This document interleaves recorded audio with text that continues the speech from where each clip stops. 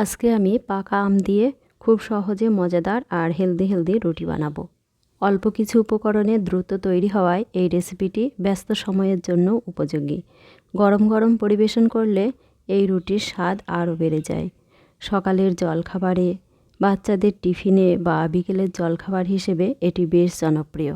এই রুটি একবার খেলে বারবার খেতেই মন চাইবে। তো রুটি বানানোর জন্য লাগবে আম। আমি এখানে 3টি পাকা আম খোসা ছাড়িয়ে নিয়েছি।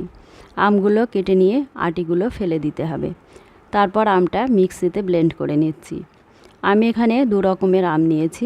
আমগুলো খেতে যত ভালো হবে, রুটিগুলো খেতে ততই ভালো লাগবে। আমটা ব্লেন্ড করে নিলাম।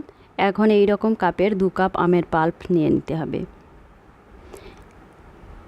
এখন নিয়ে নেব হাফ চা চামচ লবণ আর দিয়ে দেব সামান্য একটু চিনি। তবে চিনিটা আপনাদের পছন্দ মতো কমিয়ে বা বাড়িয়ে দিতে পারেন। আমি এখানে 3 টেবিল চামচ চিনি দিচ্ছি। রুটিটা বেশ মিষ্টি মিষ্টি খেতে লাগে। একটা চামচ দিয়ে নেড়ে নেড়ে লবণ, চিনি আর আমের পাল্পটা ভালো করে মিশিয়ে নিলাম। ভালো করে মেশানো হয়ে গেলে দিয়ে দিচ্ছি আটা। আটাটা ছাকনার উপর দিয়ে একটু চেলে নিচ্ছি।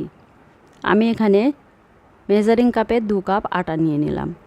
যে কাপে করে আমের পাল্পটা মেপে নিলাম, ওই কাপের 4 কাপ আটা নিয়েছি। এখন হাত দিয়ে ভালো করে মেখে নিতে হবে। আমরা সাধারণত রুটির জন্য যেরকম ডো বানাই সেই রকমই ডো বানাতে হবে। তবে আটা মাখার জন্য কোনো রকম জল ব্যবহার করব না। প্রয়োজনে আরও একটু আমের পাল্প নিয়ে নিতে পারেন। তবে আমার কিন্তু আর আমের পাল্প লাগলো না, ডো বানানো হয়ে গেছে। ঢাকা দিয়ে রেস্টে রেখে দিলাম। ফিরে এলাম আধ ঘন্টা পরে। দেখুন ডোটা কতটা সফট হয়ে গেছে আর চিনিটাও ভালোভাবেই মিশে গেছে। এখন হাত দিয়ে আবারও ভালো করে একটু মেখে নিতে হবে। মাখা হয়ে গেছে, এখন রুটিগুলো বেলে নেব। তার জন্য ছোট ছোট করে লেচি কেটে নিলাম। এখন একটা করে লেচি নিয়ে প্রথমে গোল করে নিতে হবে। তারপর একটু আটা ছড়িয়ে দিয়ে লেচির দুদিকেই আটাটা ভালো করে মাখিয়ে নিতে হবে। রুটির মতো বেলে নেব। এই রুটিটা নর্মাল রুটির মতো অতটাও পাতলা হবে না, আবার খুব বেশি মোটাও হবে না।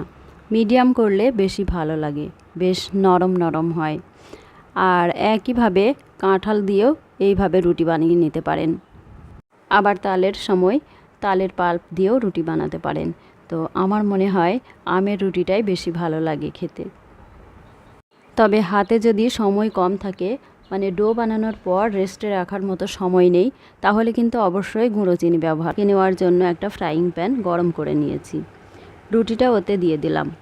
1 পিঠ সামান্য সেঁকে নিয়ে উল্টে দিলাম। তারপর একটু অপেক্ষা করতে হবে।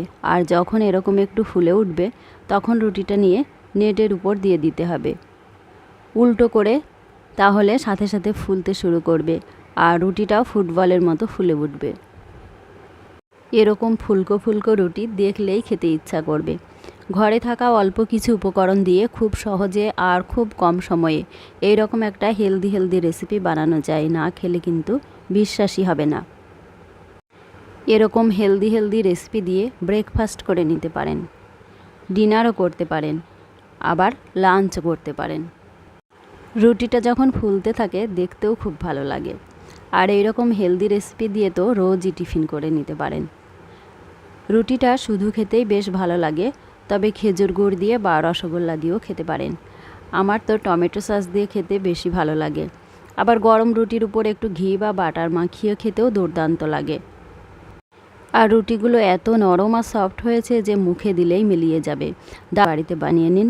আর এই পদ্ধতিতে বানালে সবগুলো রুটি নরম তুলতুলে হবে আর বলের মতো ফুলবে। রেসিপিটা ভালো লাগলে চ্যানেলটা সাবস্ক্রাইব করে পাশে